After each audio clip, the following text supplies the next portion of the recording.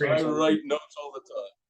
All right, here Woody and I are, and we're just recording this for posterity, and basically for Woody and myself, but also for Michelle, who's not with us today.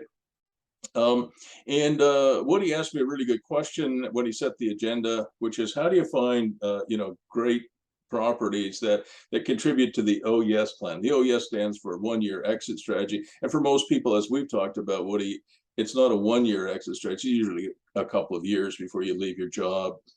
And the problem with the OES strategy and the problem with real estate in general is it's not really passive income, but that's what people think of it as. And, let's say you and I went out and bought a house, and we rented it out, and it had a 4% cap rate. By the time you paid your mortgage and your operating expenses, maybe we're left, if we're lucky, with, $500 a month. And because you and I are such smart people, what we decide to do is we're going to buy that, bungalow, and we're going to add a basement apartment, like one of my daughters did. And instead of making $500 a month, we make $900 a month, right? Okay, well, there's nothing wrong with that. But that is a strategy, that's a 25-year strategy, and between the two of us, right? $500, $900, even if we did duplex at $900, is you've got $450 a month coming to you, and I got $450 coming to me. And you need a hell of a lot of those so that you can have a $10,000 or $15,000 a month income, and I can have a $10,000 or $15,000 a month income, and it takes a long time. Yeah. I agree. And there's nothing wrong with doing that. I have lots of clients. Most of them are women, by the way. The women tend to have more patience than the guys. I don't have to tell you that. You know that, generally speaking. I mean, that's a generalization, but generally speaking, the guys are looking for shorter, quicker wins. And the women are saying, no, I'll take my time. And as long as I get there by the time I'm 50 or 60 or 70, I'm quite happy with a slower pace of improvement. But something that you and Michelle too have said is, look, how do we get an OES strategy that doesn't take 25 years, right? Exactly. Yeah. So to do that, what you and I have been talking about now for several months is finding properties that are often overlooked. Yeah. And one of the reasons why you started this coaching, at least I hope so, is to learn how to identify those.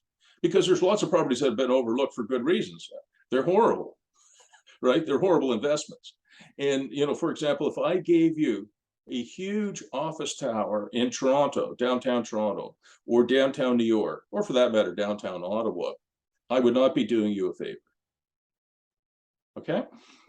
And why is that? And that is because the demand for office space has just plummeted since the pandemic started. But even before that, office space was really, really tough to lease. Office space tenants tend to be very picky. They tend to be cheap as heck. Even tech companies that have a lot of money don't want to give it to you and me if we own the office building. And there's an awful lot of costs involved, both in terms of doing the fit-ups. Back in my day, we used to do an office fit up for $10, $15, or $20 a square foot. Today, $120 to $200 a square foot for a fit up, right? And often the owner of the building ends up putting that money out, and then the tenant goes broke, or the tenant does a midnight move, or the tenant leaves after 5 years, and the new tenant comes in and says, oh, that office layout doesn't work for me. And then, of course, the work from home thing has really picked up steam. So their office buildings, Woody, are trading in Ottawa now at a lower price. We're talking downtown office buildings. Huge towers are trading for less per square foot than an industrial building in the middle of nowhere. Good. It is. I've never seen that, but I have been telling clients long before the pandemic begins, if you owned an office building downtown, or for that matter in Barrhaven or Nepean or in Orleans, if you owned an office building, I would have been on your case, Woody, for the last decade to actually change it from an office building to a live-work condition, where you'd have some offices and you'd have some apartments, because that's what people want. Who wants to get in their car in the morning from the suburb, to spend an hour, or in Toronto, an hour and a half, in New York, an hour and a half, or even 2 hours, in LA, maybe 2 hours, driving to work, going up into an office tower, spending 10 hours in a horrible environment, windows that don't open, bad air, horrible fluorescent lighting. Yeah. And Or in Ottawa, having to ride the LRT, which doesn't. oh yeah, the LRT, which breaks down more often than you could count. Yeah. So an OES strategy, you know, where I gave you a free office building, you know, just here's a $150 million building for free, you would not thank me. And the reason for that is the operating costs on these buildings are so high: the property taxes, the insurance, the repairs and maintenance, the property management, you know, the utilities. Maybe I already said that. You know, all of the costs can be like $30 a square foot. And if your building is 35 or 50% vacant, guess who pays that? In most cases, guess who pays the operating cost for the vacant space? You do. So the problem is not to find overlooked buildings that if you bought them, sink your boat, Yeah. but overlooked buildings or land that other people don't see the opportunity. And that's kind of what I've been trying to teach you and Michelle too, so that eventually you can do it on your own. And you'll, you know, so what I did was, just before we got on this call, I spent about a half an hour, and I just scribbled down on my board here some ideas, but then I realized you'd never be able to see it, so I took a picture of it. Okay. I won't be able to read it, but I can read it, so I'll share it with you just because I want to. So how do you go about finding deals, great deals? Well, first of all, you have to be trained to see them. And I've had that training now for 40 years. So for me, it comes very naturally. But for people who've been in technology or in services or in government, you know, not real estate anyway, it's very foreign. What most people think of when they think about real estate investing is they think about buying a house and renting it out, or maybe buying a duplex and renting it out, or buying a house and adding a basement apartment to create a duplex and renting it out. As I talked about earlier on this recording, that's easy, but it's slow.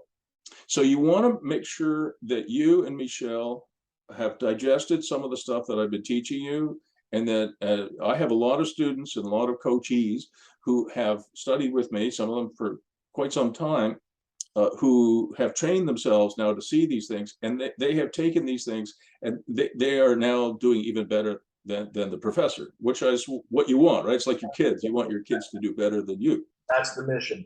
That's the mission. So you have to be able to see the opportunities.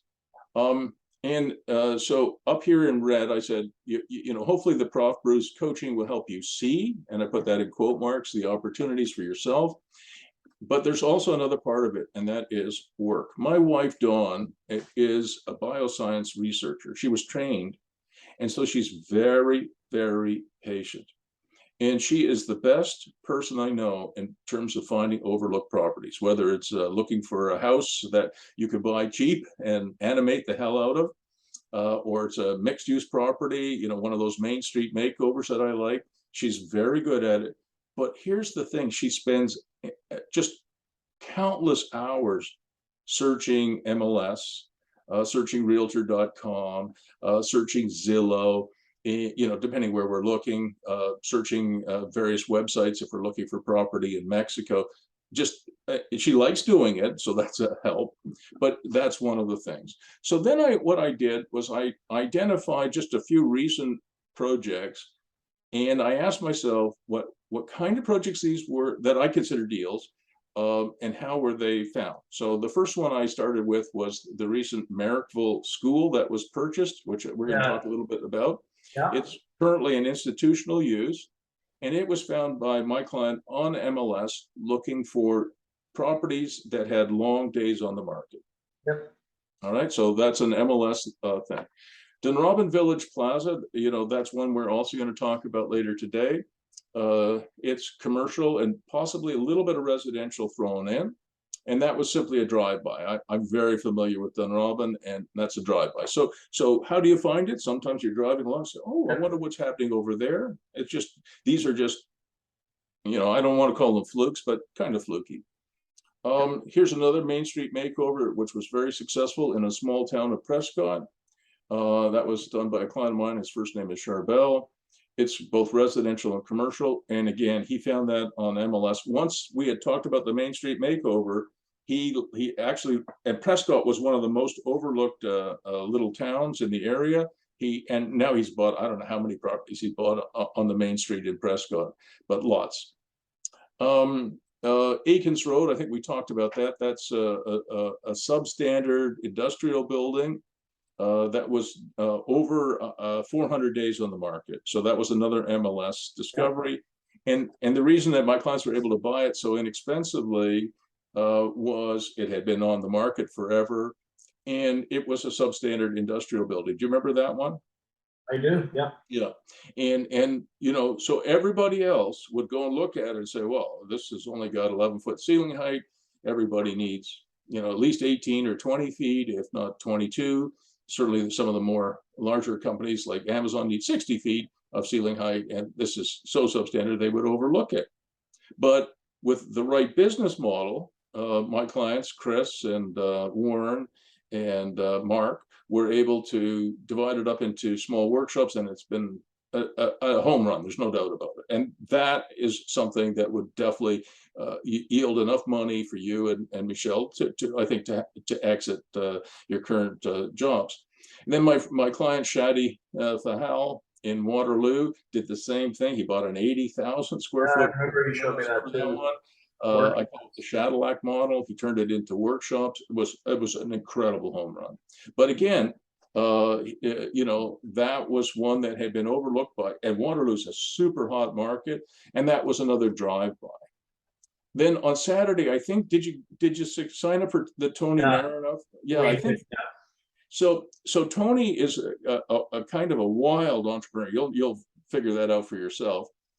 But he is able to systematically uncover residential opportunities that are 20%, maybe even a little bit more than 20% below market.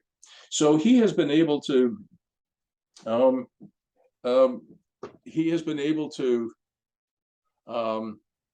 you know, buy these properties. If you could buy them 20% below market and get them appraised at market value, you could buy them pretty much with an 80% loan to value mortgage, no money down, right? Yeah. And if you could do that, you could buy a hell of a lot of those and speed up the process, right? So I don't really know his process, and that's why he's doing the webinar. I'm hosting it, but he will do 90% of the presentation, so you don't have to listen to me for an hour. But it's a systematic process. For me, finding deals has always been, to some extent, a matter of luck.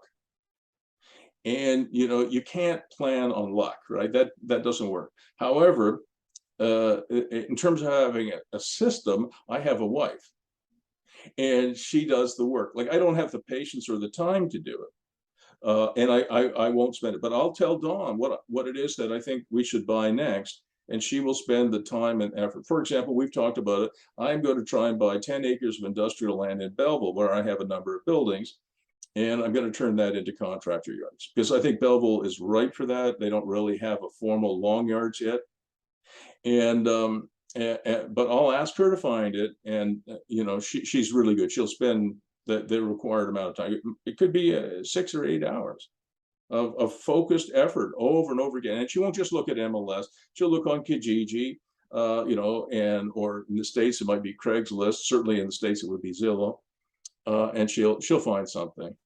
Then that barn dominium project of mine, you know, I bought the old barn for $245,000, and it came back. This is not really a home run, but it's probably a double. You know, it's better than a single, but it's not a triple, and it's not a home run, but it's probably a double. And it's got both industrial and residential now.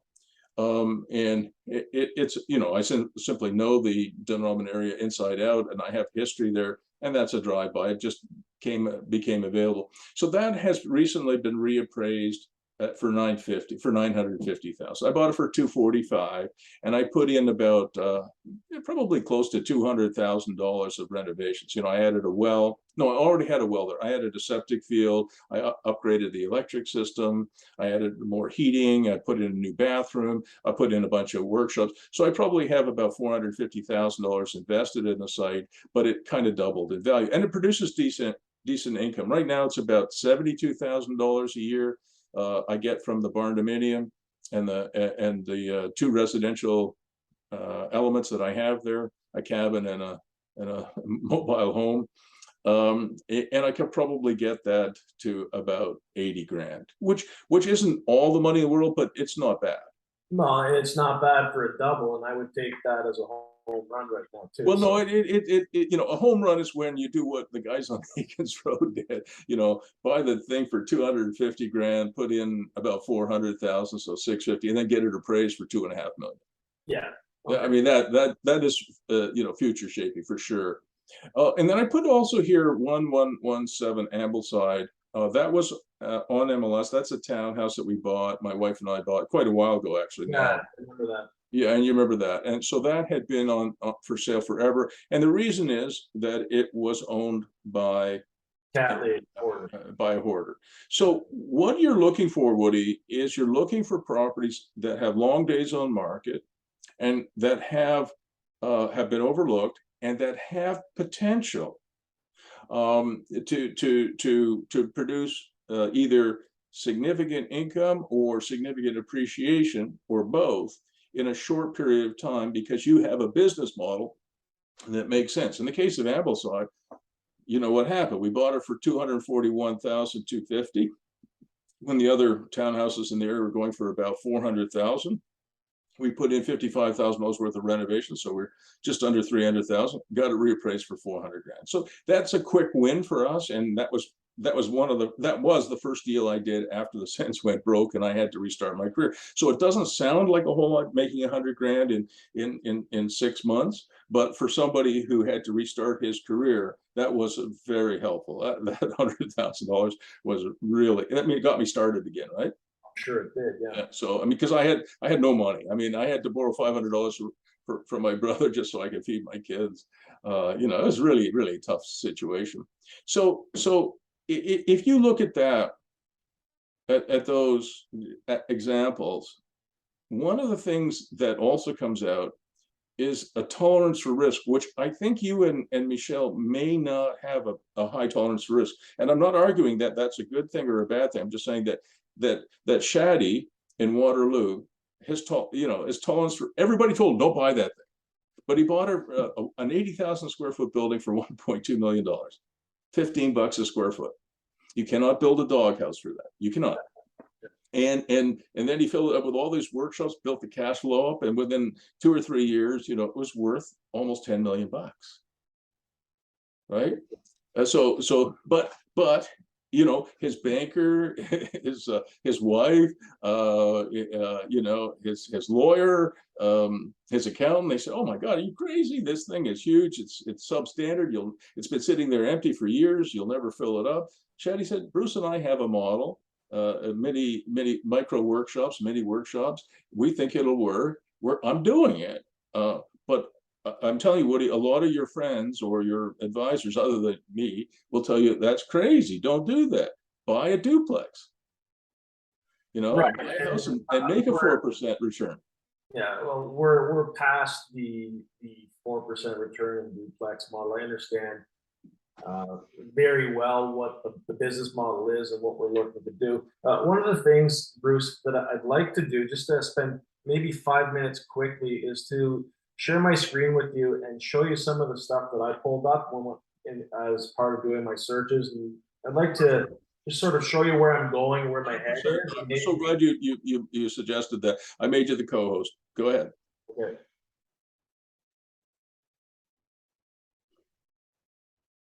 Are you able to see my screen? Perfect.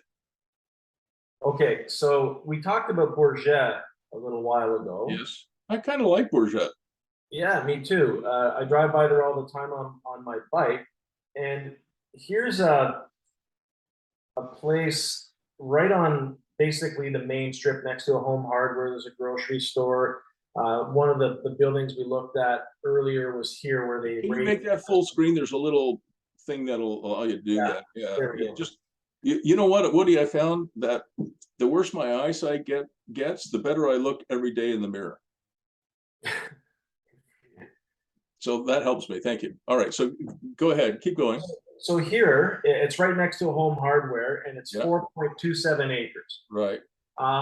So I think it's. What is the zoning on it? Yeah, I'm going to show you what it says here. This is, and so first of all, it's been on the market for 77 days. Control plus, just to make it a little bigger. Oh, perfect. Yeah, that really helps. Thank you. Yeah, so it's been on the market for 77 days. So let me just read it myself, okay? Be part of a vibrant village with a new Home Hardware, et cetera, et cetera, et cetera. Highway 2 is a major road. Bourget is a pretty village. Next to La Rose, a man-made forest. Okay, lots of stuff. Bourget is a central thriving rural area between Ottawa and Montreal. Wide range of uses allowed by the zoning. Okay, what's the zoning? Well, that's right here. I see industrial, and I don't know if with Geo Ottawa that is this in. This is in Clarence Rockland, so Geo Ottawa won't help us. Yeah, right? that's what I was kind of at a. I wasn't able to find it on Geo Ottawa. No, you wouldn't. Geo Ottawa is just for the Ottawa Carlton. Clarence Rockland has their own. Woody, you can, if you just Google right now. Do you have another browser, another window, or am I going to lose that one? No, we'll come back to it. All right, okay, come back to it. Just go Clarence Rockland zoning, and it'll pop up in a sec.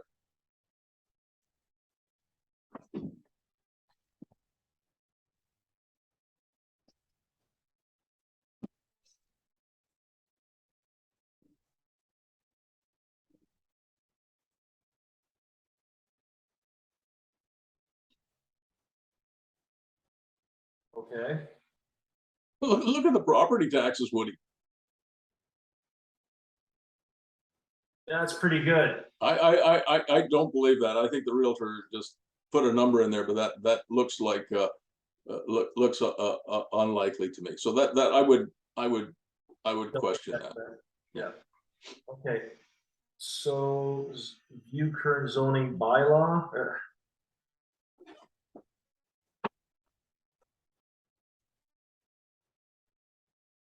What?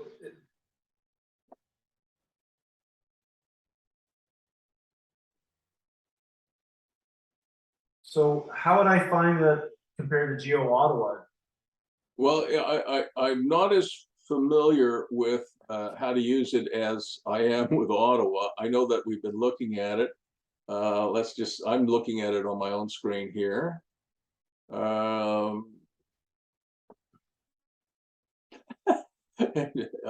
I don't see it here. Oh, here it is, zoning. Okay, let's see if we can find it. Zoning bylaw. Okay, that's not very helpful. Let's see if we can find zoning map. Clarence Rockland. Hopefully Google is a little bit smarter.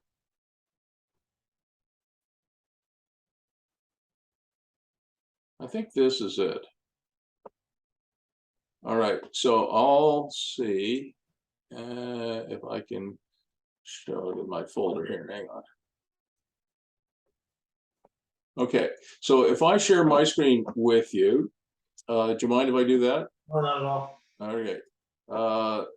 So I just downloaded the corporation of the city. So they have a PDF, right, of their zoning.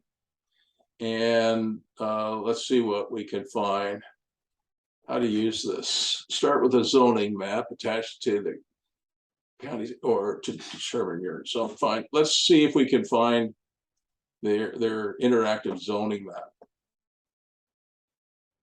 I guess Bourget is in Prescott Russell, right? Yep. All right, I agree. All right, so where am I going? Clarence Rockland, Clarence Creek, Bourget, right there to your. Here it is. Okay, let's. All right, so there's Laval Street. So up, down, where do I go? Yeah, you're right there. Okay, so Bourget, and we're looking for Laval. Okay, there's Laval Street, Maisonnette. So I would go, yeah, you're basically, I would say Paul Drive, I think. What's the address here? Yeah, What it's is on Laval Road. Laval Road? This is Laval Street, right? Yeah, but it's the same thing. Okay. And what's the cross street? Do you know?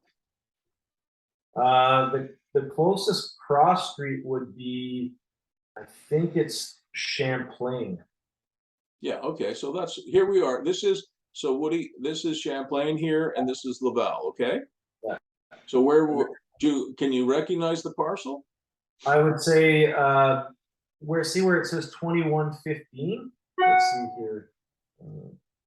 It's parcel lot 20, PT lot 20, if that helps. Not really, but it's right next to something, right? It's like there's Hardware. commercial. It's right next to Home Hardware. Yeah. So I don't know. Do you sort of see where Home Hardware might be here?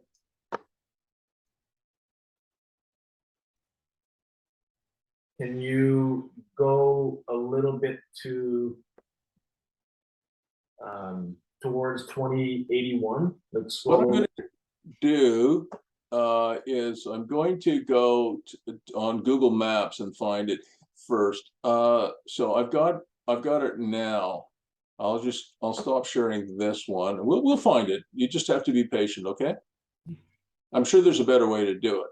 So here we are on Google Maps, okay? So Google Maps says, I think Okay, there's a Home Hardware. yeah. That's probably Champlain, I would That's guess. Champlain, yeah. But look at the size of that street. That's big. Yeah. Yeah, Champlain. There's Laval. Yeah. And the Home Hardware is Go towards. oh, I just saw it. Yeah. Go towards home there. Oh, here it is. It says Home Hardware is right here. Yeah. So it doesn't show. It doesn't show on the aerial photograph because these are probably old. So it's relatively new, right? Yeah. So if we look at it, we go down here past whatever that is, Big River Cannabis. I guess that's some kind of a shopping plaza. And then this is something else. And then this is where the Home Hardware is. Okay, I've got it now. All right, I think I know where we're at. So I think that's it, and that's it. So okay, I think I know where we're going. So let's share the other screen. So did you see how I bounce back and forth between Google Maps and this thing? Yeah. All right, so I'm pretty sure this is the Home Hardware here. So I think the parcel that we're talking about is right here. Okay, yeah. Okay, now let's see what it says for the zoning. Okay, all right, so, okay, here it is. Vacant residential, commercial, industrial land owned by a non-farmer with a portion being farmed. View additional details. All right. Come on. It doesn't really give us much. Approximate area, 190,000, no, 19, huh? Oh, square meters, okay. So I just want to make sure that we got the acres, I think they said. Yeah, I think that looks right. 19,074 times 10.75. That's square feet, and divide that by 43,560. It's about 4.7 acres. Does that sound right? That's exactly what the MLS says too, yeah. All right. So I want to find data change. Okay, so now let's see if we can figure out the zoning information. That's parcel search, lot and concession. Well, this is supposed to give us the zoning. Basic tools information, all right.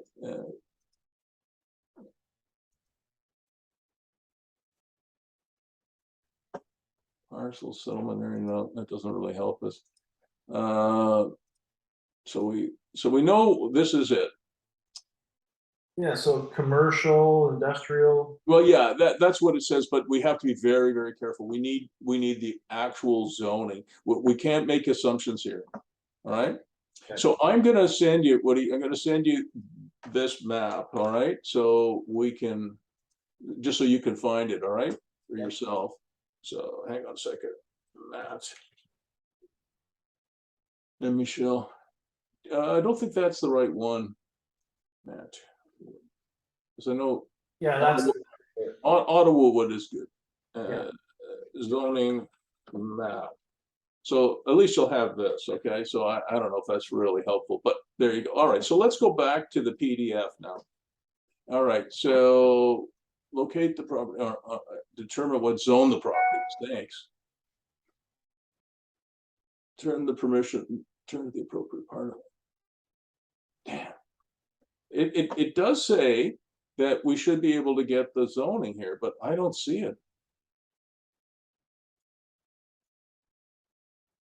Usually they just you know, like on Geo Auto, it would say, you know, whatever.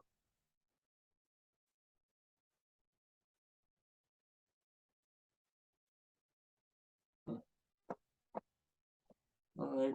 I can always reach out to the city. And Yeah, I know that, but you know, it would really help us, both you and me, if we could figure out how to use the damn thing. You know, so we don't bug the city all the time. All right, but let's just go back in here and see. I'll just go Control F, industrial, see what they say. But we have to know exactly what the zoning is. Look, it's 314 pages. And not a single word matches industrial. Well, that's not very helpful. All right. I don't need that. Just give me a sec.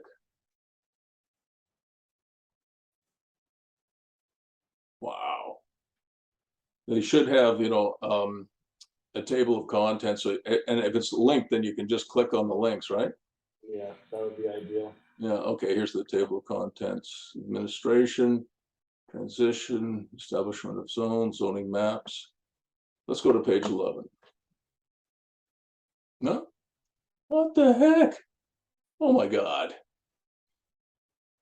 It says zoning maps on page 11. You go to page 11, there's no zoning maps. Okay, very good. And page 12. Oh, that's ridiculous. And they didn't link it, I don't think. Well, let's see, maybe they did. All right. Okay. Okay, now we're getting somewhere.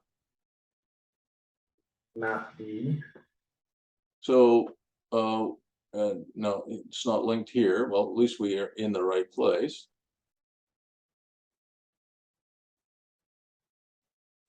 The following maps form part of map A. Which are we in Rockland urban area? Is Well, we're in map D. Oh yeah, map D. Okay, let's see if we can find map D.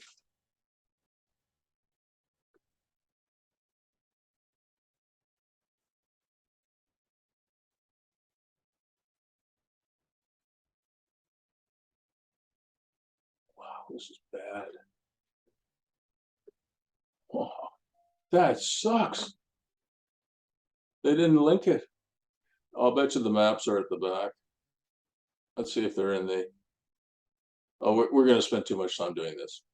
All right, I'm going to send you this as well, though. Okay, the zoning consolidated bylaw, and you know you have to search through it until you get it. Okay. Yeah. And that's what I meant about taking hours and hours and hours.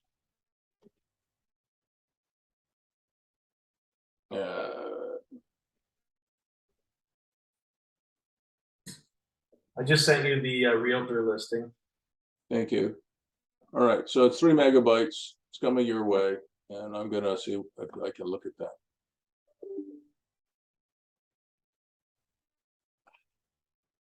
If I fall over today, I got just before we started, I was on the phone and I got stung by an insect. Oh wow. And I'm allergic to yellow jackets. I'm not sure what stung me. So if I fall over, you know why. Oh, so when did you send it? I'm sorry, I sent it by a chat, Bruce. Oh, okay. Sorry about that. Yeah. Well, apologize. You could open it up. Yeah, I'll get it.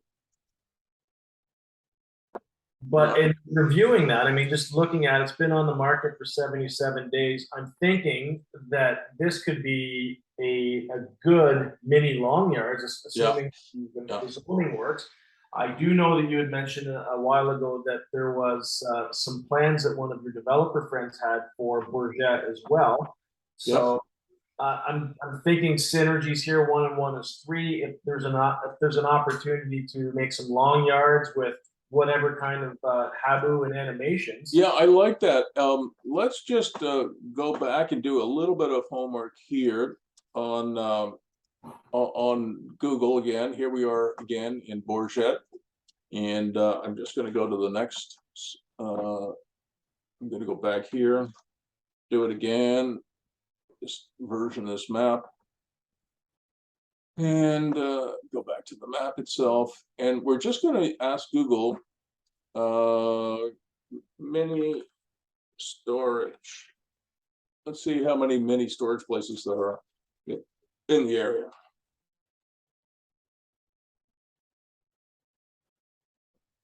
I didn't want it. I wanted mini storage near Bourget.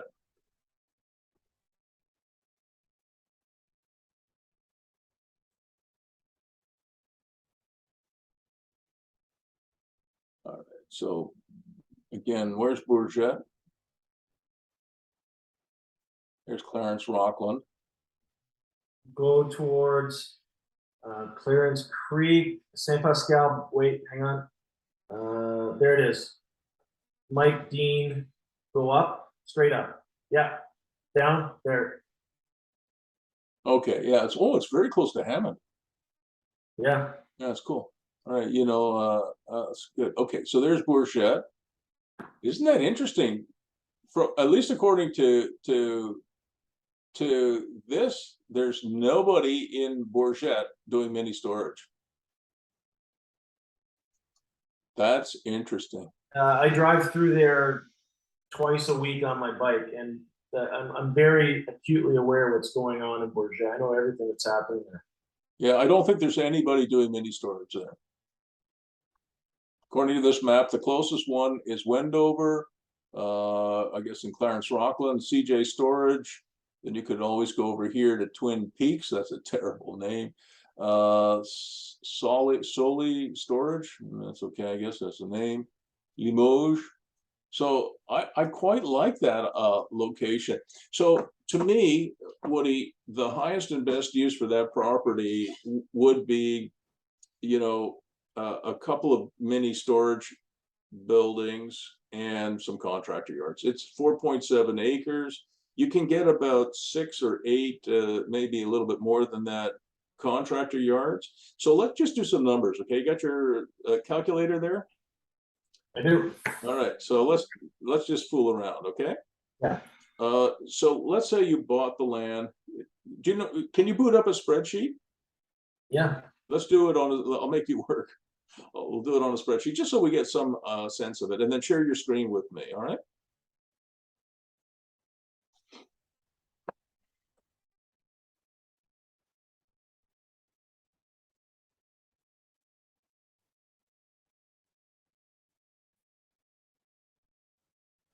Okay.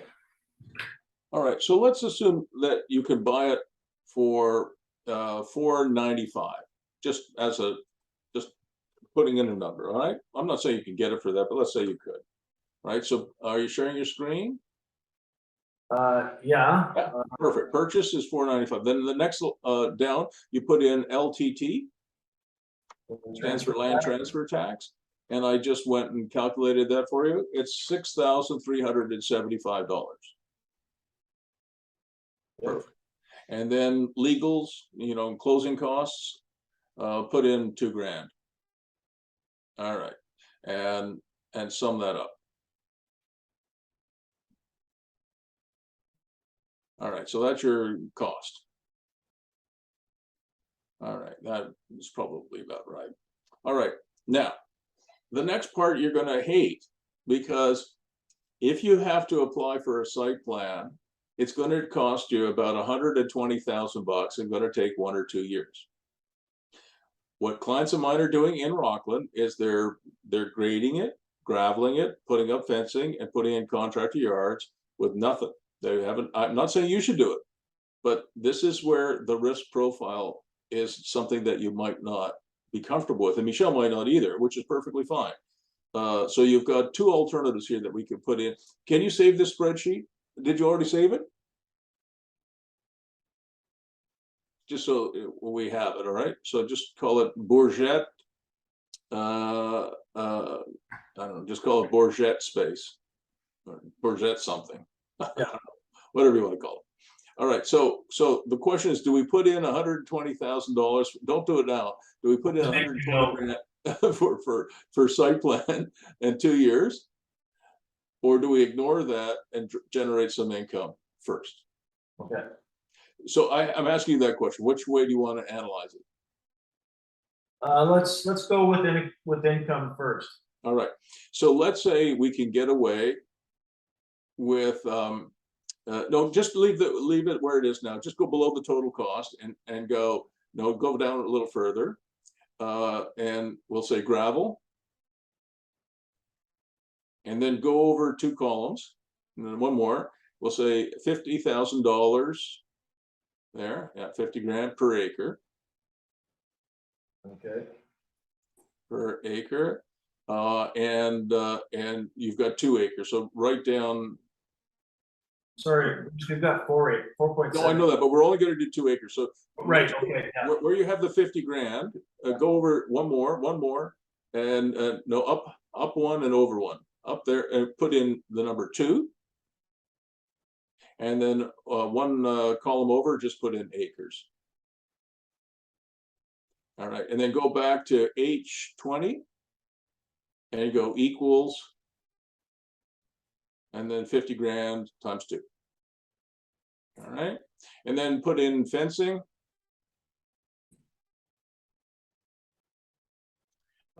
And we'll say that's, before we get to that,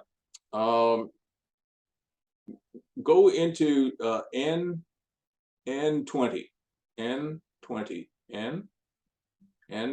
okay, and go 40, put just 40 there. Actually change that to 50, and then put their feet, and then move over 50, and then move over feet. Back there, you have feet, perfect, and then equals, and then go 50 times 50. 50. No, you don't do that. You don't put the number in. You link all the cells. You go back now, equals, right, and then you click on the cell. So go back there, equals, and then click on the cell, exactly, and then multiply that cell by the other cell over there. Perfect, and then hit enter, right? And then you go square feet in under S. Just go SQ, go next to the 2,500. So there, yeah, SQ space feet. I usually, okay, that's fine. So now you've got 2,500 square feet. Now we've got 2 acres. So there, under where you are now, you go T, you go equals. No, go back to T, equals. Then you go grab the 2 acres, and then you hit the multiply sign, and now you just put in the number 43560. Okay, and that's square feet. Perfect. So you've gravelled 2 acres, and each one of these is 2,500 square feet. So in theory, you would have quite a few of these, but you're going to lose about 30% to circulation space. So put the number in there, 30% under V, 30, and put the percent sign there. Perfect. And then you go there, you go equals. Sorry, you use the equal sign, then minus, hit the minus sign. And then you grab the V, yeah, that's fine, yeah. And then multiply that by the 30% by times, and then you grab that link. There you go, there you go. And now you go over one more row, or sorry, one more column. And you go back up there next to the minus sign there, and you go equals. And you go to T20, equals T20 plus W20 plus, and then you go grab W20, there you go, right? And then next to that, put square feet. Okay. And now you go equals under Z equals, and you take 60,894, so you go grab that cell under X, and you divide that by the 2,500, which is under R. So you get 24 units, all right? So now we go all the way back over. All right, go all the way back over. No, I meant the other way. Go back here. So how many yards do we have? So go back over to where we're doing the fencing. All right. And not there, but under I. Yeah. Just go equals. And then go back to the cell where it said 24 units, all right? So just, that's fine, and then hit enter. Okay, so that's how many yards we have. Okay, those, just next to the 24.39, put yards. Okay, so that's, you'd end up with that. All right, and where it says fencing, go fencing, comma, electrical, because you need a little bit of electrical, comma, you need gate, comma, computer. Computer? Yeah, because it's going to be a computer controlled gate. Okay, yeah. And you need lighting.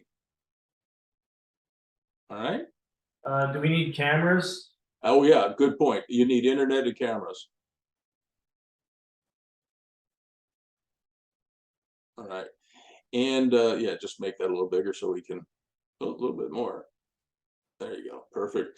Okay. And so next to the 20, where it says 24.9, go over 2 more columns and put in there. Yeah. Under K, go back to K, put in there for the fencing, electrical, blah, blah, blah, put in 15,000. Okay. Yeah. Just hang on a second, Woody. Yeah. Hi, Sam. What's up? What for?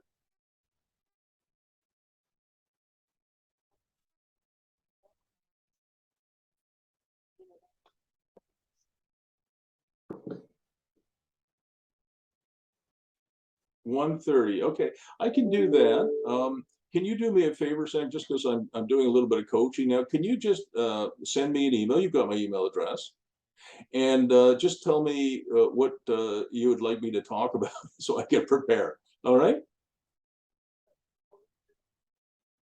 No problem. Thank you.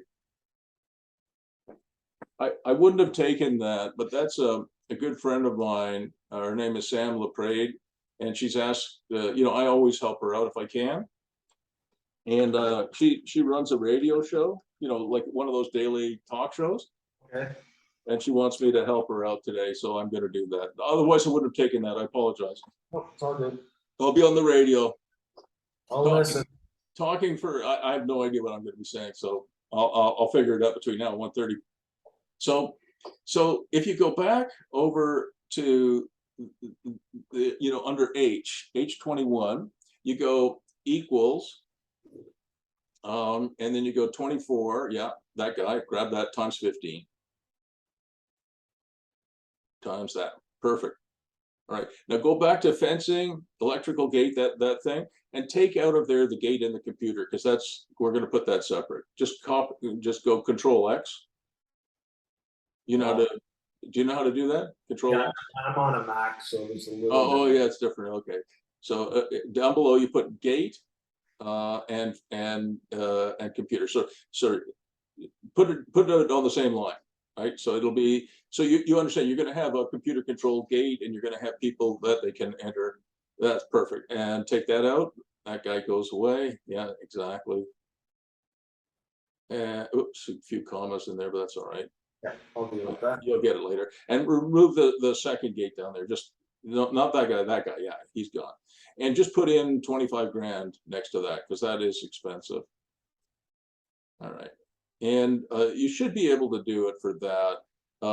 That's too much for those 24 yards. I don't think it'll cost you that much. Let's go make that 15 grand, 12 grand. All right, make that 12. It should come in the 200 range. Oops, you need to put yeah, 12.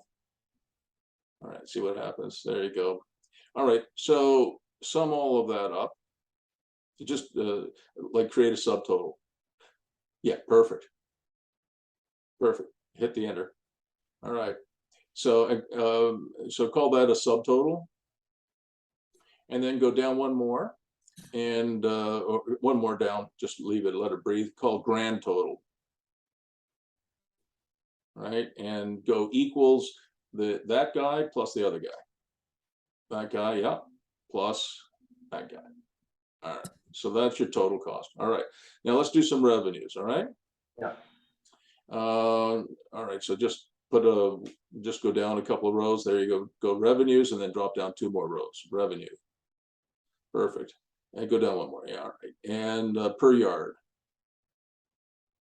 Per yard here? Yeah, just say per yard. Yeah, per yard. And we'll say that you can get 350 per yard. All right. 350. And so your gross operating income, so just go GOI, perfect, equals the 350 times however many yards you have, times the 24.4. Okay. All right. And then just repeat GOI again. And you go equals the number above times 12.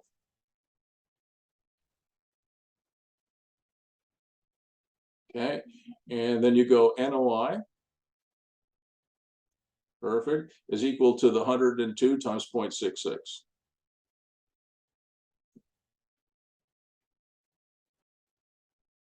Okay, and so you've got your going in cap rate. Right, is equal to, so you go over here, equals the 67,000 divided by the 921. And make that a percent. Just, yeah, highlight that and go percent. And can you give it one more digit? Like go up there and yeah, that's it. The other way. Yeah. One more. There you go. Oh, 2 digits is fine. No, that's too many. Just go back to 1 digit because it's not that accurate. So that's 7.3% going in cap rate. That's, you've only developed about 40% of the site. All right. So now let's so save this spreadsheet, and now go save as, and save it as case 2.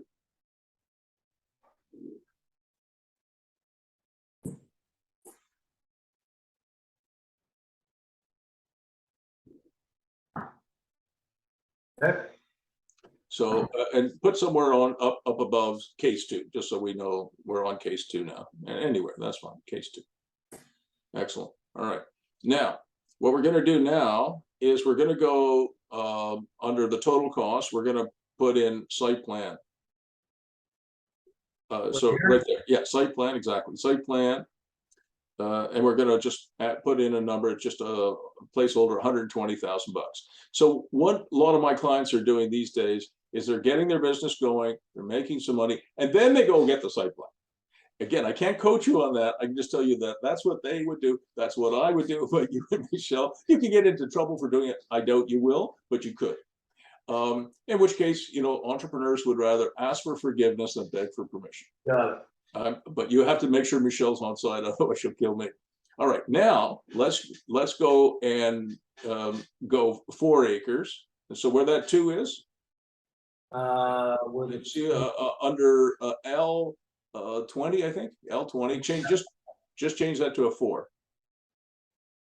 Okay. All right, and let's see what it's done. There you go. You got 10.3% cap rate, and just make the H a little bit wider so we can see what the grand total cost is. Okay, so now you've got a cap rate of 10.3%, and you still have an extra 0.7 acres. We'll talk about that in a minute. So underneath where it says going cap rate, go down one more, fair market value cap rate.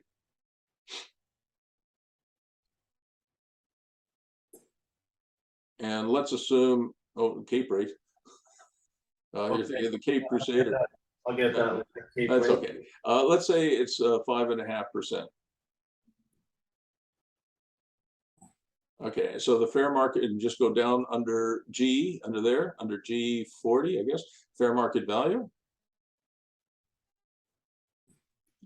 You don't need the cap rate, just go blank, blank, blank. There you go.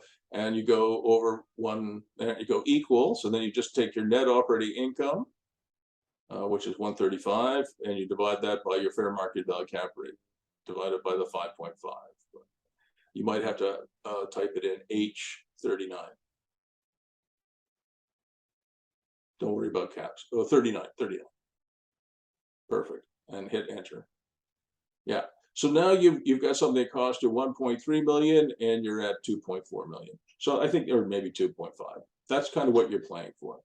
Now, okay, save this one. And we're going to do one more, okay? Yeah. And now save it and go save it as case 3. So you understand what we're doing here, right? All right, so this is, did you save it as a different file? Yeah. Okay, perfect. Case 3. And what we're going to do is we're going to go under computer and gate, right? Yeah. And we're going to put heated mini storage buildings / workshops. Okay. You know I work with Ruben Ugarte, right? Yes. And his wife Mary Lou Aguilar, and so they can build on half an acre. They can build 40 units. So can you go over to I and write 40? Yeah. And then go over 40, and then go units, and then go over one more. Ruben, R-U-B-E-N. And his last name is Ugarte. Ruben, sorry, new word. Okay, Ruben, that's fine. On 0.5 acre. So just put 0.5 there. Okay. And then acre. Okay. And you have 0.7. 0.7, yeah. Yeah, 0.7 acres. So just put 0.7. Yeah, perfect. And then so what you're going to do is you're going to go over there to O, and you're going to go equals O equals, and then you go 40 times 0.7. You know, grab the 0.7, and then divide by 0.5. Okay, so you can do 56 units. That's fantastic. All right, so now put in 6,000, or it's going to be heated, so it'll be a little bit more. Put in $7,500 over P, where P is. Next to the 56, go well over to P, and just go $7,500 per unit. Okay, per unit. Yeah, but don't put just leave the 7,500. Yeah, per unit there, right? Exactly. All right, so now go back to H, and you go equals H. There you go. Up one more. H is equal to 56 units times 7,500. Grab the 7,500. Okay. Now check that your subtotal includes. Go down to subtotal and just click on that. Yeah. Click on it. Did you click on it? No, click on it. Yeah. Oh, it doesn't show. No. All right. So you need to make sure it includes the site plan, right? So you have to. No, sorry. Okay, yeah. So just delete that for now. And you just sum up. Yeah, you sum up perfect. And hit enter. With total cost, right? That's the subtotal, yeah. So just hit no. You had it right before. No, you don't want that. You don't want to add the total cost in, right? Because that you're counting it twice. There you go, and hit that. Okay. Now your grand total, just go there. Should be the sum of the it's correct. All right. Now the revenues we go down here underneath revenues, you go that, you go, no, go to G32, G32, equals, just hit the equal sign, and go grab G23, equals G23. No, G23, G, no, G, that's H. Oh, yeah, sorry. Sorry, it's okay. Just, no, go over G, there you go. Grab that, just hit that one, G23, just click on that one. Okay, yeah. And hit enter. Okay, it just saves you doing a lot of typing. All right. So what are you going to get? You're going to get $200 per unit. Okay. So go under I-32, go $200 up one, $200 per unit of storage. Perfect. And then go back to H. Yeah. H and H32. So go up a little bit. 32 is equal to the 200 times how many units do we have? 56. So go up to grab the 56 up there. Okay. All right. So we now your revenues, your gross revenues. Can you just click on gross revenues again one more time? GOI, the first one, yeah. You know, over there to on the number, yeah. So what do we do for that? Right. So we have to go back up into the formula, and we have to add the 11,200 plus, and you go grab the 11,200. There you go, and hit enter. All right. So now you see where we're going. Now you have something that's worth over $4 million. Okay. All right. So save this one, save it. We'll do one more case. Okay. Okay. Now go save as. And this will be case, I guess, 4.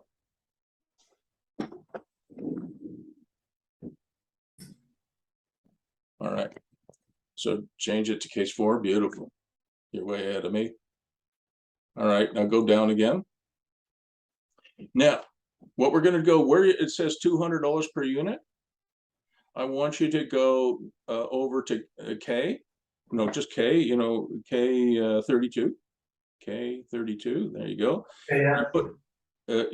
Put in the number 450. Okay. And then right next to it, per workshop. So one of the things that Ruben is now doing, because he's got a great coach, is that he's doing heated storage.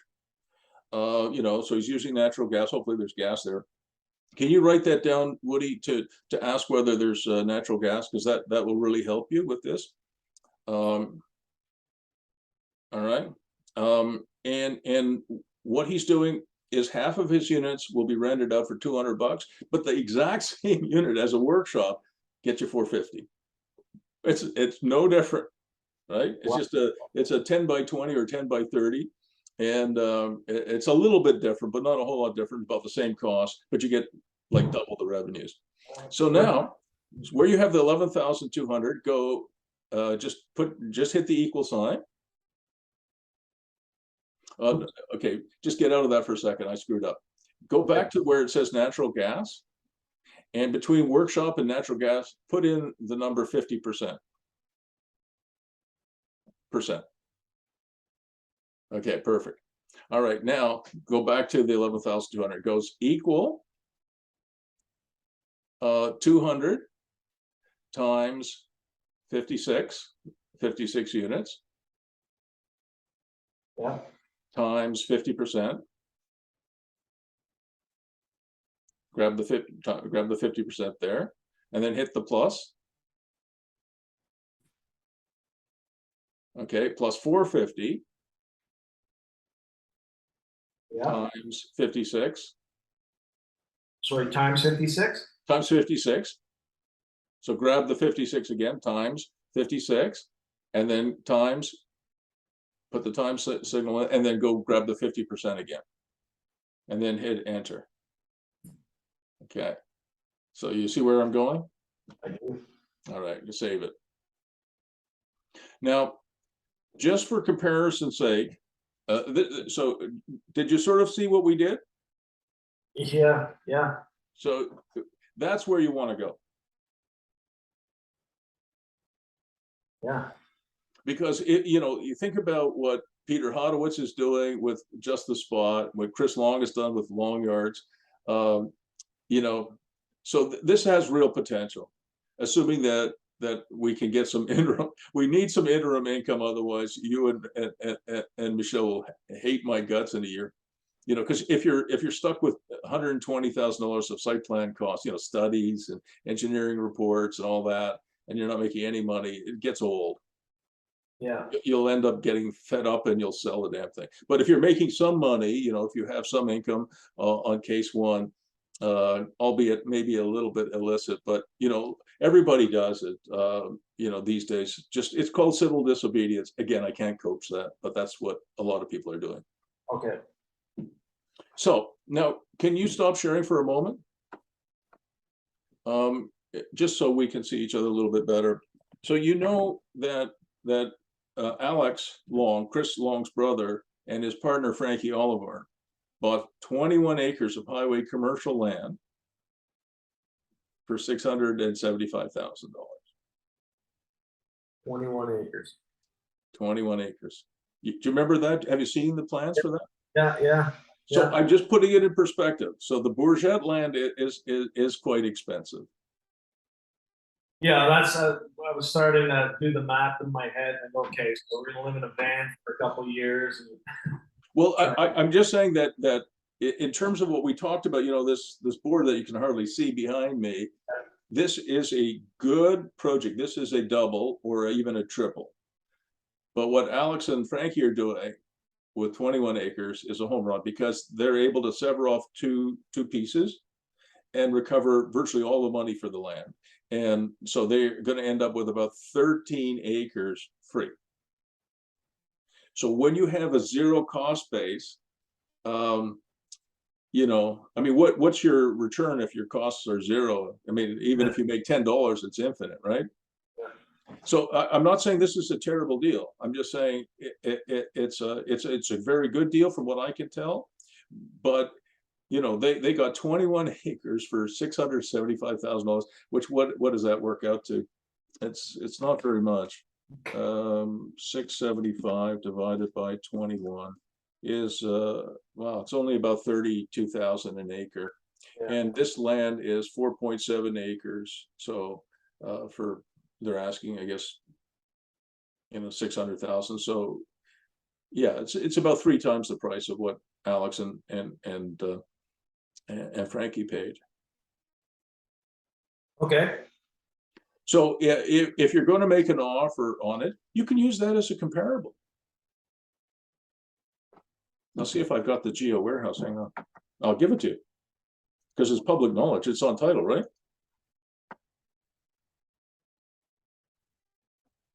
Did you want to show me anything else? Yeah, there was a few that I kind of picked up. I'll go through it very quickly. Yeah. Okay. Hang on a second. Let me just see if I've got the Geo warehouse. That's the title information for Alex. Oh, hopefully it's here.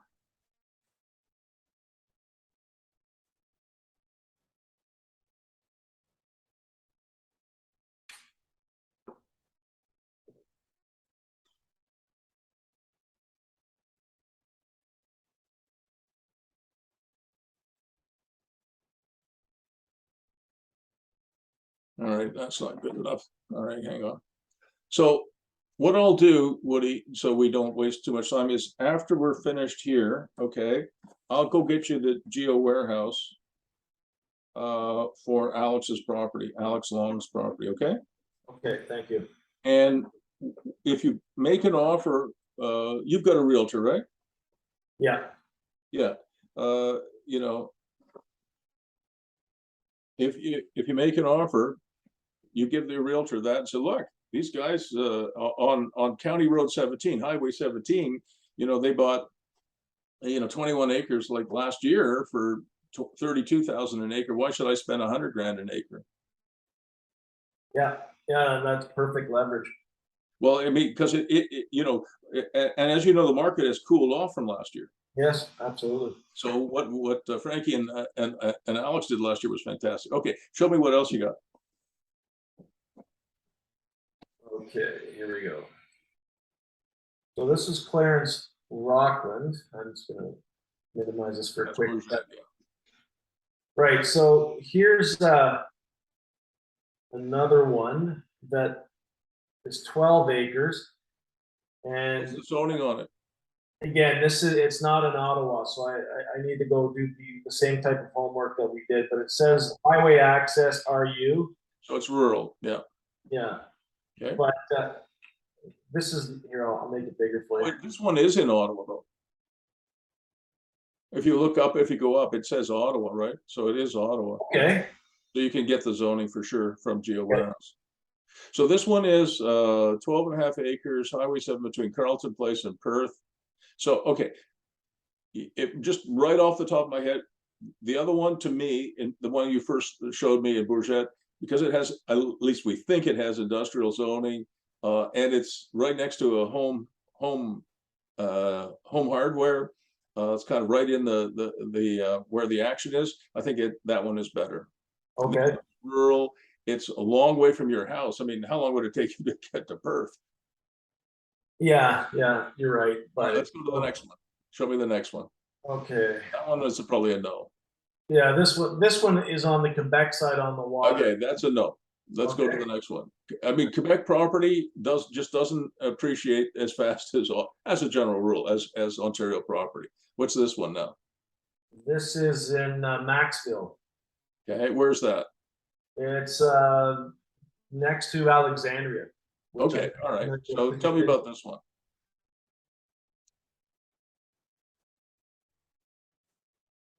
How many acres is it?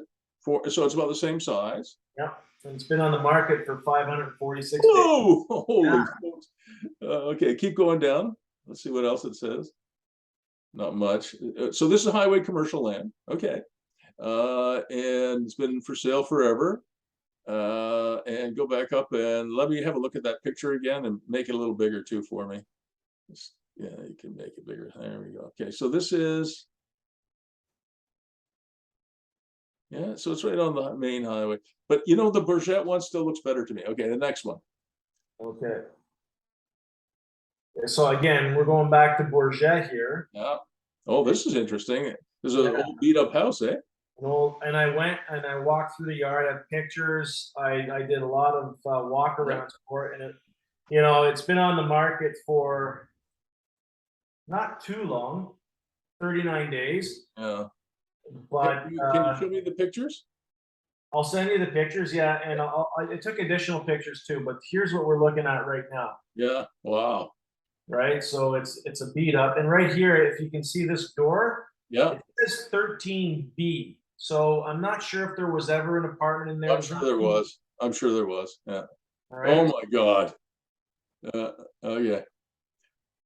So if I had to choose between this and the Bourget opportunity, the other one in Bourget, I would definitely not take this one. This one I think you'll find is just beyond. You would spend too much money on this.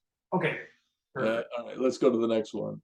And this last one's a long shot. It's a place right next to La Rose Forest. Oh, very nice. Yeah, and it's a tiny home.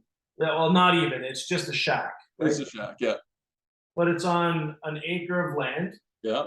And like I said, it hugs right up against the Rose Forest. You got the hikers, you got the snowmobilers, you got the ATVers, dirt bikers, the cyclists. And what the vision that I had in mind here for this was to set up, I don't know, like a yurt or some kind of, Airbnb type of arrangement. Are you familiar with everyone? We've talked about Hammond Hill, right?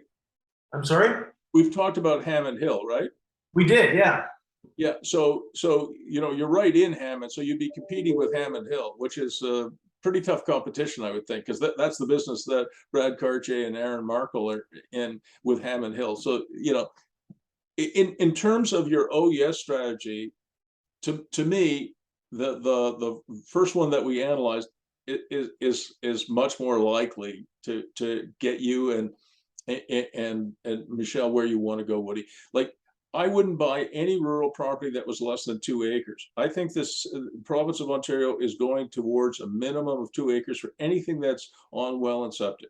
If you have obviously, if you have pipe services, there's no minimum size. Well, not really. I mean, I guess you could say that a postage stamp lot wouldn't work. But, there are lots in Toronto that are 16 feet wide and 100 feet deep. People are building pencil homes on them. So there's really no minimum, no realistic minimum. But for what you want to do, I wouldn't want to be competing with Hammond Hill just up the road, and certainly not with something that's less than 2 acres in a rural property, because I think at some point they will they already have seriously constrained rural property that's less than 2 acres. And the reason for that is they want you to have enough room to, if your septic system or field fails, you've got enough room to put a replacement in without digging up the original. And they also want there to be enough diffusion of septic wastes so that you can, you don't poison the well on your neighbor's property. Okay. All right. So when you're looking at rural property for a house, I would, if it's 2 acres, that's fine. If it's 4 or 5, that's fine. But one, I would, some of these rural lots are half an acre. You probably couldn't even put an addition on it. They probably will simply tell you no. Okay. So, but that Bourget one, that highway commercial land, if you can get more information on it, would be something. And I will find out, I will get that geo warehouse, and that's leverage for you. If you could get that, I mean, I'm not saying you could do it, but if you could get that for 400,000, because it's right in where all the action is, I think that would be a pretty good place for workshops. It'd be a pretty good place for storage. Be a great place, I think, for contractor yards. And as long as you and Michelle are comfortable finding some interim income. Yeah, and well, cash is king, right? So that's my. Fortunately, that's just the rule of that's how we're. Yeah, that's our boss, right? You got that right. Okay, that's perfect, Bruce. So I'll dig into that a little bit more and keep looking for these types of opportunities. But I think that one is a really good opportunity. Like I do. I like it, especially if we could get to case 4. Yeah, well, that's the yellow brick road that we're looking for, right? That is the yellow brick road, and we've got them now. All right. Is there anything else you wanted to go over specifically today? Because there were a few other things on your agenda. Well, so I think we should just sort of revisit the Squetty Island quickly, because that was one of the things that you talked to me about as well. So the background and the, let's call it the FUD around Michael kind of scares us, especially given, like you talked about, Perth being far. Squetty Island's a lot further than that, and so there's just some risk adverse challenges that we have too. And we looked at the lot on lot 15 too, just with the pictures, and it seems we're not 100% on that. It just seems high risk. And the other thing that we came to know through one of my friends who's a mortgage broker on Vancouver Island is that unless there's an actual ferry, you can't get financing. So I don't know how it would come up with the cash for the house and everything else. Yeah. Let's deal with Michael's reputation first. I've asked him for some help on this, and he sent me some documents which he said, Bruce, you could share those with Matt. So I am going to do that. This was he's got a number of documents here. I'm not going to go through them all. The reason that you can read it here for yourself. The reason Mr. Rouge signed the agreement with the Securities Commission is simple: money. It takes up to $300,000 in legal fees to fight the government and their hordes of lawyers. Most citizens and small business people can't afford it. Public agencies with wide-ranging powers and the responsibility to police must walk a fine line between guarding our interests and abuse of power, even if it is not done with malice. So the guy who wrote these stories obviously had a hate on for Michael, and the BC Securities Commission, they certainly made an example out of him. There's no doubt about it. But he signed that agreement because, and I believe Bill Greenway, because he would have had to spend hundreds of thousands of dollars in legal fees defending himself. which he just didn't have at the time. So I do think it has tarnished his reputation. There's no doubt about that. I mean, I've known about it for some time, and I've asked him about it before, but I've never asked him for these documents. But he gave me a bunch of documents, which I will send you as well, just because I think it's important for you to know that there are two sides to these stories.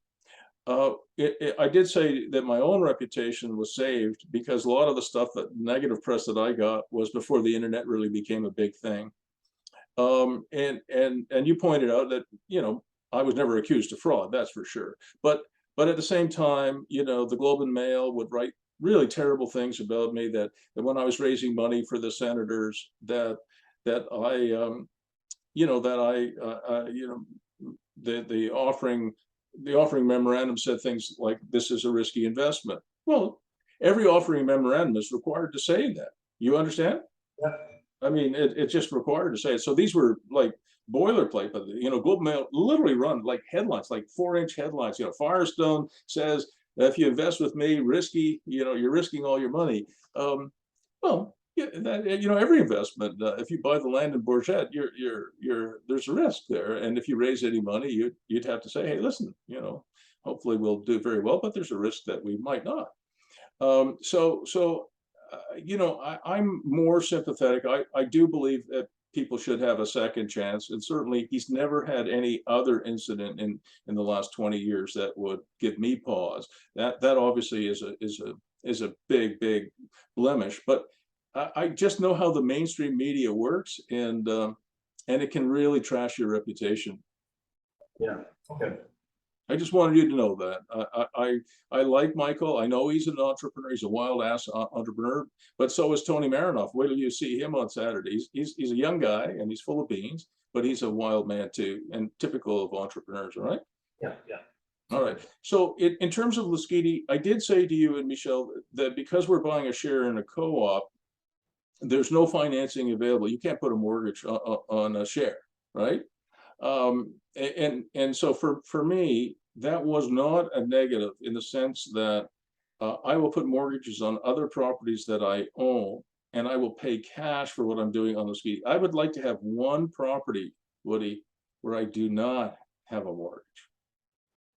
And the fact that if you don't have a ferry stopping there, you know, mortgages would be difficult to come by, maybe impossible. I don't know. But even if that wasn't a problem, the fact that we're in a co-op and we're buying a share means you can't have a mortgage anyway, right? So I can come up with the money for the share. It's just the extra $1.1 million that we 100%. And Ruben is thinking the same thing. Ruben Ugarte, you know, Ruben has bought the site next to me, and I was hoping Michelle would buy the other. He's not going to spend $1 or $2 million developing his site. He's, you know, I know Ruben. He's very cautious. He's a lot like you, a good businessman, but cautious.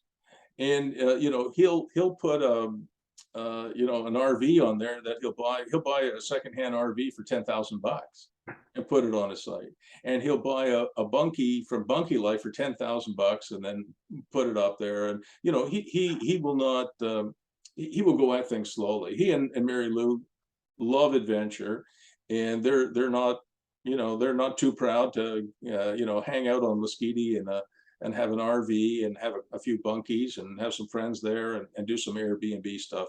For my wife and I, that we're older, of course, than you guys, and that's not going to work for us. So I'll do a modular home there, and I'll probably spend about 1.2 or 1.4 million. But I will put debt on other properties. But I will have, the reason I wanted Lasqueti is I think I can make a bit of money at it, but also because I'd like to have a retreat that's in Canada but has better weather. Yeah, no, So understood. I just wanted to let you guys know and to clear the air a little bit, okay? Okay, yeah, absolutely. I appreciate that, Bruce. It kind of set off some alarms for us just when we were looking at all the research that we did, and we're like, yeah, you know what, this is an all-in kind of It is. right? So that was right away. It was like, well, we could, you know, it could be feast or famine depending on how this thing goes, right? And that helped. Now, there's one other thing that you might want to do. I don't know if you have the time, Woody, but this afternoon I am going to talk to another guy. His name's Brian Dagenet about the Dunrobin Village Plaza. Okay. Yeah, I was on the agenda too. I know I was on the agenda, and it just so happens Brian is a friend of mine. I've been coaching him for years, and you know, I mean, just as a learning experience, if nothing else, I'm going to give you the, excuse me, the if you have time, we're going to talk on Zoom. You'll meet him, Brian. He's another one of these flaming entrepreneurs, but I got a lot of respect for him. And you know, just so it's clear, so it's in the chat box, all of these opportunities have good upside, but they have risk. The Dunrobin Village Plaza, I built it back in the 80s. I sold it to put the money into the centers, sold it with a lot of other stuff. The fellows from India, they're from India, you know, did not maintain it very well. Then it got blown down by the tornado. Then the insurance company rebuilt it, but they ended up in a dispute with the owners and with the contractors, and it's been sitting there empty for 3 years. So I'm going to see if I can put together a group. Then Brian would lead it, because he's younger than me as well. He's in his 40s as opposed to 70, and see if we can buy it and repopulate it. It's a rescue effort. So that's happening at 3 o'clock. You're welcome to come to that. I think you did find that interesting too. Okay, yeah. Those are the kind of opportunities, you know, like I said, some of them you find, like you did, days on market, like that one that you found in Bourget, the land that we did 4 case studies on. How long was it on the market? 77 days. Yeah, yeah. That's perfect. Yeah, that's what I was thinking too. So, and to my way of thinking, I mean, from your house to Bourget, how long would it take you to get there? 25 minutes. Yeah, so it's 25 minutes away. You love the long yards model, you know, the just the spot model. I think you like the workshop model. You know, it's right in town. I think it has great potential. That one I really like. But anyway, come and have a look at the Dunrobin Village Plaza this afternoon. Okay, Yeah. anything else before we break for the day? Yeah, one quick question, Bruce. So Sure. looking at, and I know that you've written some articles about financing and so forth. For Bourget, as an example, let's just say that this is a go. I don't have $1.8 million in the bank just yet. No, I know that. So, I don't either, by the way. oh, okay. I have the capacity to raise it, but I don't have it in the bank. Right. So I guess the question here is we could put a sizable down payment on it, Yeah, or whatever makes sense. But in terms of raising that capital, I know there's ways that we would need investors. I think that's a great question. So let's say you could get this thing for 450. Okay, I'm not saying you can. I mean, I would like you to get it for 300, but I don't think you're going to sell it for 300. So let's say you got it for 450. Okay, and I'm just gonna share my screen with you, and I'll boot up maybe no. I think you should. I'll stop sharing. You boot up one of your spreadsheets for Bourget, the very first one that we did, and share that again, because I should make you do the work. The which spreadsheet? The very first case that we did for the commercial land in Bourget. Okay.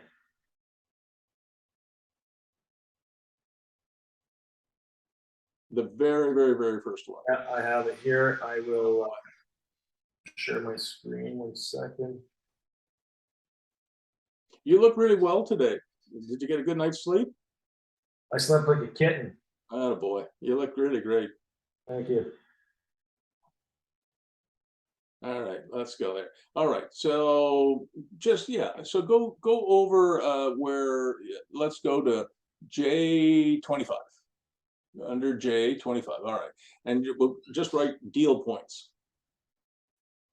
All right, you know I like deal points. All right, drop down.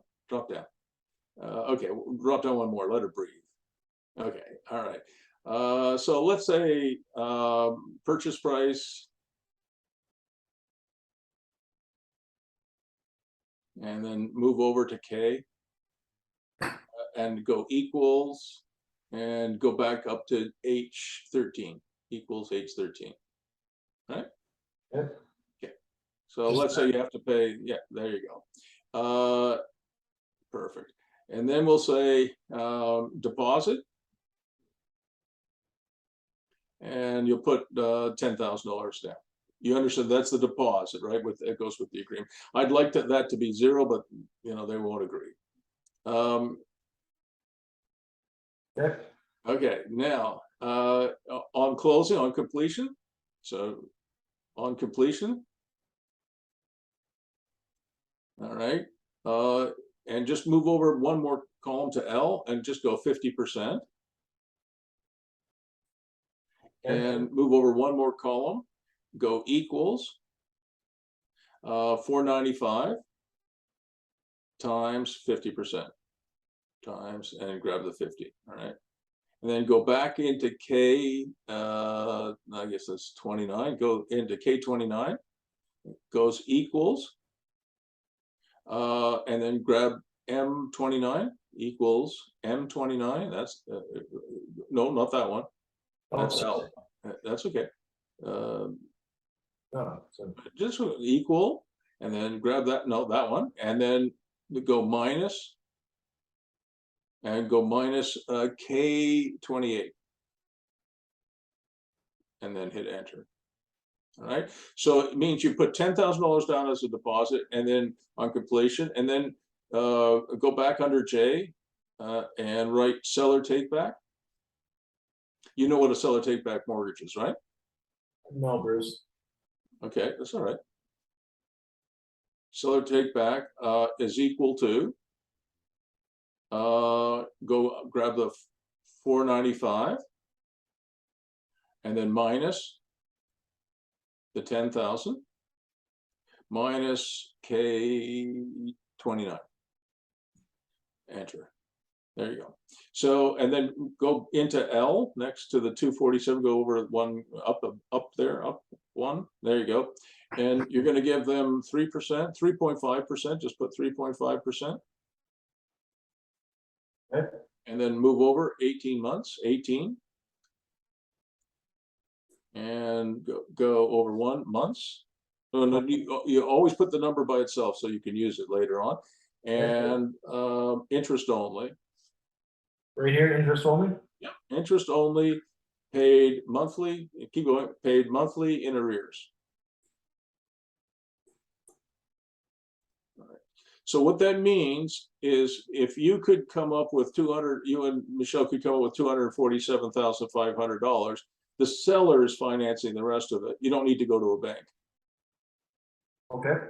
All right. So let's say I have a piece of property, and I say if you can come up with half down, I'll finance the rest for 18 months. Okay. Right? Now, when we look at how much money we need in order to develop, we need $417,000. Okay. So what right now, how much money have you and Michelle got that you can apply to this? Could you come up with $247,500 in cash? Yes. For the rest of the money, can you come up with any of that, or is that's too much? We come up with more, yeah. How much? But don't, you know, I don't want to know all your affairs, but could you come up with another 100 grand? Yeah.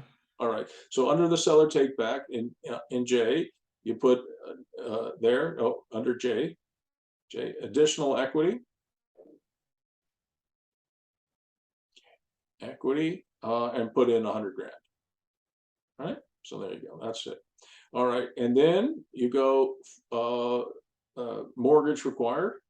So underneath additional mortgage required. Okay. And then you go equals. So you need the 417, go up and grab the 417,723 there. Yeah. Minus the 100 grand, which is K31, minus K31. Then you hit plus, and then you go get the land transfer tax and the legal. So plus, go up there, grab that, plus the one below that too. Okay. Yep, there you go. So you understand you need a mortgage of $326,000 to make this happen. So the seller take back mortgage. If you go interest only, paid monthly in arrears, okay? And where it says interest only, paid monthly in arrears. Okay, yeah. Just keep typing in that. So go up on top there, way up there. That's it. Postponable to bona fide, bona, B-O-N-A, fide, F-I-D-E, construction financing.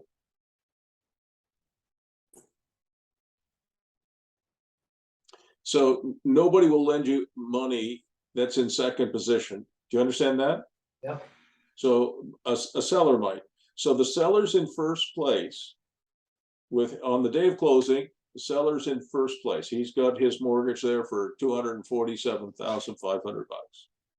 But you are going to arrange construction financing.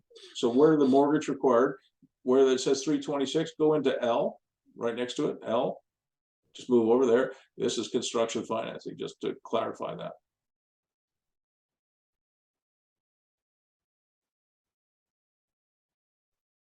All right.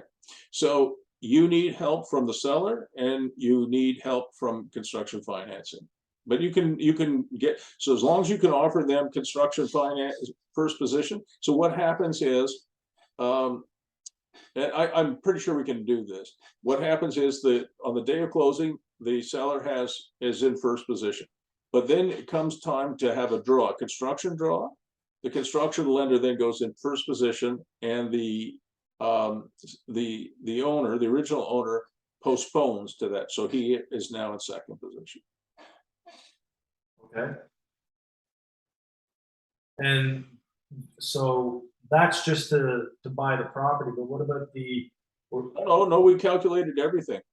We got you enough of cash in this little deal points thing that we did for the 921,000. You know, we'll check that. That's a good point. So go under K, go K in 34. Go 34.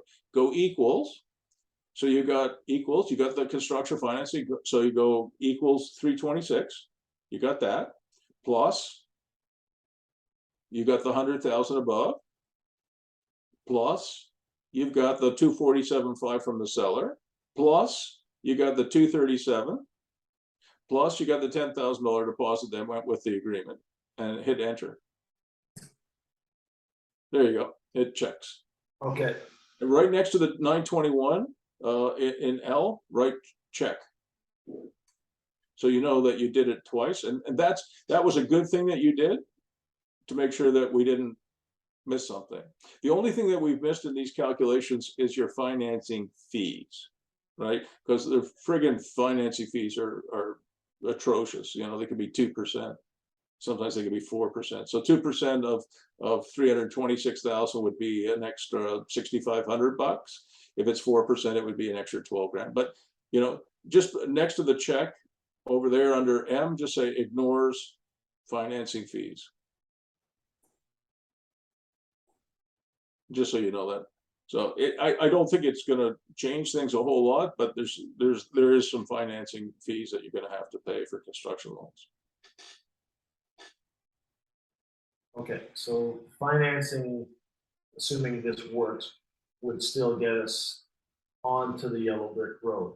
Yeah, it would. You know, look, like I arrange a lot of construction mortgages, and you know, for the work that I do, and you know, I can't do the stuff that I do, the renovations and the new builds that I do, without it. The only exception to that would be the skeety thing. Okay. So Bruce, in terms of this, and then I'll let you go, is this something that you can provide guidance and coaching on as well? So say we do put an offer in. Yeah, I don't want to put an offer in. What is your name of your realtor? Frank Andre. Yeah. So you and I would need to have a call with Frank. Okay. But before you put the offer in, go through the stuff that I sent you to see if we can really check the zoning. Okay, that's going to be important. And then Frank is probably not going to know how to do this. Maybe he does. I don't know, but he might not know how to do this, and he might say, "Oh, they'll never accept that." Except that I've done a million offers like that. Okay. So we'd have to get Frank, we'll do a 30-minute Zoom call, you, me, and Frank, okay? Yeah, that sounds good. And just I'll put a pin in this too. I'm not 100% committed to working with Frank on this. If this, I'd like to package this up and keep it as tight as possible so that there's no third party kind of. So we'd be, happy to consider working with you on this, just so that we're all clean and well shaven. I'd be happy to work with you, but I don't want to step on anybody else's toes. I've done enough of that in my career. Yeah, no, there's no toes being stepped on yet. Frank's a good friend of mine, and that's really what it is. But I don't want to introduce additional complexity to it. So, well, I'd be happy to coach you and Frank to success. I mean, I'm good with that. okay, all right. I'm fine with that, as long as he's open to new ideas. Some realtors will say, "Well, listen, you've got to pay cash." Well, okay, you go find yourself a fucking rich client. Excuse my language, but go find a fucking rich client who's got more money than God, and he can just pay cash. And then, but for a realtor, that makes it easy. I go in. Why don't we just put in a full price offer? What were they asking for the damn thing? $599. Yeah, something like that. Yeah, so why don't we go in and give them $600,000 cash? I get that. It's much easier for a realtor, right? Yeah, no work required. No work required. If you went in with a $599,000 full price offer, cash closing in 3 weeks, I bet you he can do that deal. This is tougher to do. You actually have to do some work. But if he's not willing to do the work, then you got to get another realtor. And if Frank's not willing to do the work, I work with another guy who's in the East End. His name's D.A. McMillan. He's younger than me, but he's not 30. He's 50 something. Maybe he's 60 now. I don't know. Yeah, you've given us an intro to DA. Yeah, I think you've met him once or twice. Yeah. Anyway, D.A. McMillan is very active out there. He's experienced, and he's a no bullshit kind of guy. And listen, if you gave them a $450,000 offer, listen, I'll give you half in cash and half within 18 months, and they don't take it, keep your fucking land. Excuse my language, but keep your goddamn land. And we'll check back with you in February when you're ready to commit suicide, because it's long winter. And I get mad because realtors, look, I'm a realtor, I shouldn't be too critical, but sometimes, Woody, realtors are a bit lazy, and they say, look, hey, mortgage brokers are terribly lazy. Let's say you have two people working for the government of Canada, they're making $185,000 each, family income of $370,000. They bought a $2 million house. They're putting $1 million cash, and they need $1 million mortgage. They have $3 million in savings. Anybody can get them a mortgage. Yeah. Even me, I could get them a mortgage, right? Well, that's not. You need mortgage brokers who understand investment real estate. You need realtors who understand investment, and it means it is harder work for the realtor. It is harder work for the mortgage broker, but it's very rewarding. But it is more work. And some realtors and some mortgage brokers, they don't like to do any work. They just say, give me the rich dudes who can pay cash. Yeah, there's no value add in that for me. They're just a mailbox. Yeah. You might as well just write it on a postcard and send it in. Here's an offer for $600,000 cash, closing in 3 weeks, no conditions. Okay. You don't need a realtor for that. Your lawyer could draft that up for $1,000. Yeah. Okay, so we would have comparables from. I'm definitely gonna, as soon as this is over, I gotta watch the time because I gotta do a little prep for that radio interview, and I got some more coaching. But I'm gonna see you at 3 o'clock this afternoon. Well, okay, all right. But I mean it. You talk to Frank. As long as he's open to new ideas and working hard with you and me, I'll coach Frank to success. If he gives you any kind of vibe, oh no, we don't do that. You got to pay cash. Well, you're going to have to say, well, Frank, I'm not, you're my friend, but I'm going to move on from you on this. Don't blame me, okay? Because I don't want to get in between you guys. But you're going to have to move on. You're going to have to get a realtor who's willing to do the work. But hopefully Frank will be prepared to fight hard for you. That's what you should do. If you're a lawyer, you should fight hard for your client. Absolutely. Yeah. If you're a realtor, you should fight hard for your client. If you're a mortgage broker, you should fight hard for your client. What the hell is the matter with people? Yeah, it's too transactional these days. But totally. And when I fire realtors, by the way, I've got a few who work for me, and I tell them, if you ever put yourself in front of your client, that will be the last transaction you ever do with me. Because think about that. What is a client worth to a realtor who in a lifetime might buy 10 properties? A hell of a lot more than someone who buys one once. So I'll never deal with that guy again. Yeah, plus the referrals, right? It's just plus the referrals. I hadn't even thought of that. I bet you if you did 10 deals for if DA McMillan did 10 deals for you and Michelle, you know, you'd be talking him up, or hopefully Frank as well. Okay. All right. Okay. Send me these 4 case studies too, and I'm going to dig up that Geo warehouse before I forget. Okay. Okay, Bruce. See you at 3. See you this afternoon.